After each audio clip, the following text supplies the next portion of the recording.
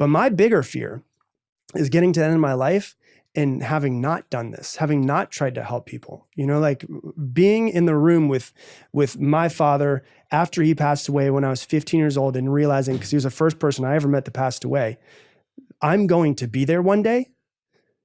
And I saw it. I was like, oh yeah, he was a dreamer and he was an amazing person, but he didn't do what he wanted to do. I am not going to live that life. I'm going to create what I want to create. And now I have all of the other fears that everyone else has, but my biggest fear is getting to the end of my life and not having tried or not having at least gone for it. Yeah, I love hearing that. And you've reminded me of a great speech that Jim Carrey gave, funnily enough. And he talked about how his dad, I believe his dad, and I could be getting this wrong, but he said that his dad was an accountant and he did that to be safe. And he said that when he was young, his dad got made redundant from his safe job. Right. Jim Carrey said that in life, you are probably going to fail at something you don't love. So you might as well try something you do love. Right. Like this idea that I'm choosing the safe option, or I'm choosing something that my parents thought my family wanted, or I'm choosing something I think is secure.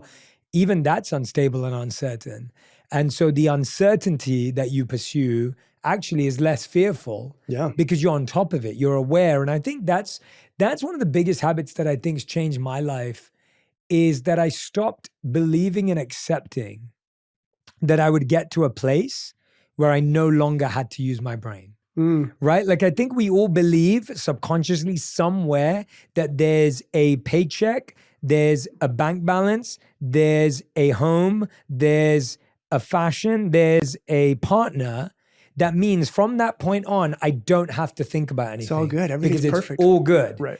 And I'd say my best habit in life is recognizing that that is the biggest myth that we've been sold, and I just don't accept it. And I'm okay that my life requires constant work ethic and effort and awareness and being astute and being conscious, because that is what's actually being demanded by this world. A uncertain world forces you to be conscious. Yeah. But if you're unconscious in an uncertain world, that's leading to a really dangerous place. Sure. But I think we're waiting for that moment where we can just not be conscious because it's so much hard work. But to your point, it's way harder work being unconscious. Oh yeah. Because the amount of unconscious issues that arise are numerous.